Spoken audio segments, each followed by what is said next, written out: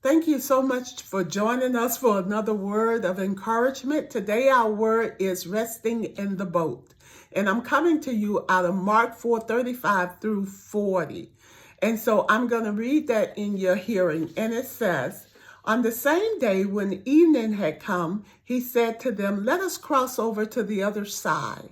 Now, when they had left the multitude, they took him along in the boat as he was. And the other little boats were also with him. And a great windstorm arose, and the waves beat into the boat, so that it was already filling.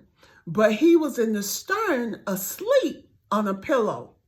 And they awoke him and said to him, "Teacher, do you not care that we are perishing?"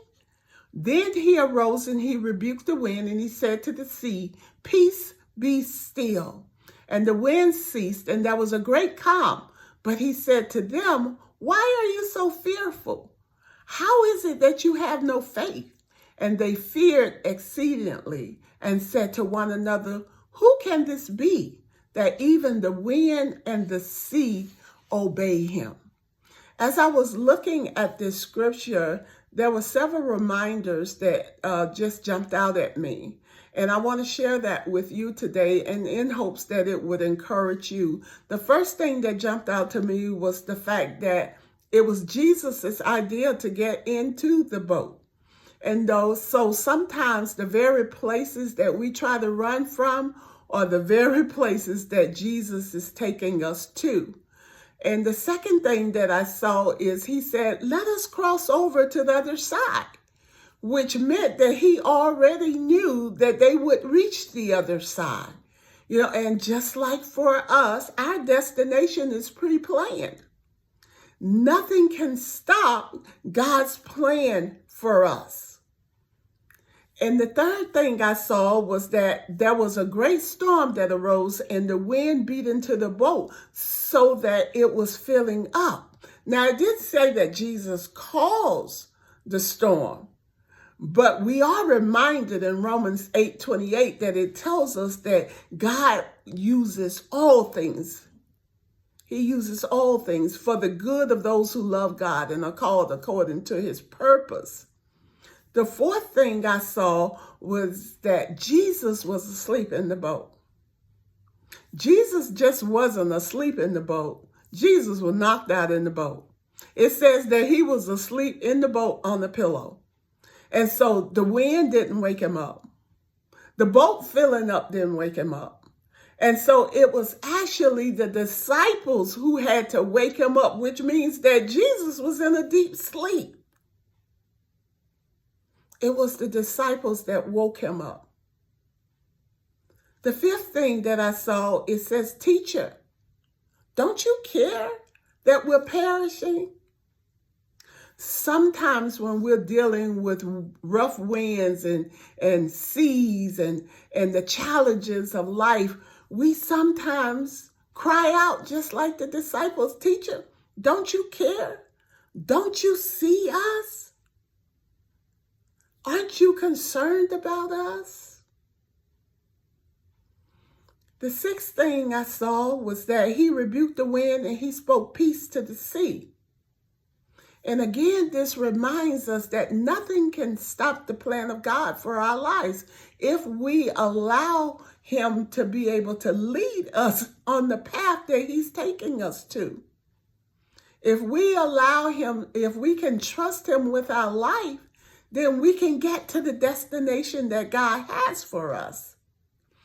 And the seventh thing that I saw was that Jesus calmed the storm, but he said to them, "Why are you so fearful? Why do you have no faith?" And I thought about this, and I thought about as if we read prior to the scripture that we're reading now, the disciples had an opportunity to see Jesus heal people. He was delivering people from demons. And so they had an opportunity to see Jesus do some great and mighty things. But Jesus is still asking them, even seeing all of this, even knowing who I am, you guys know that I'm the Messiah. You know that I'm the Son of God. And even seeing all of this, you're still fearful and you're still faithless. And so we too find ourselves in that place. We've had an opportunity to see God do great and amazing things. We had an opportunity to see people get healed, people being delivered. We too are witnesses to the work of Jesus. And we too find ourselves sometimes in the place where we're fearful, sometimes in the place where our faith is not where it should be. But in those times, I hope that you would remember that no matter the size of the storm, what matters is who is it that's in your boat. You know, if he leads you to it, he will bring you through it. So when you begin to lose faith and fear begins to set in, you can always trust Jesus by tracing him. Trace him back to the last time you had a problem and see how faithful he was in that time. And that will encourage you to keep pressing through.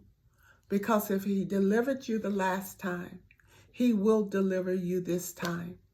And so I pray that you were encouraged. Thank you once again for allowing me to come into your space and to be able to bring your word of encouragement. So until next time, God bless you.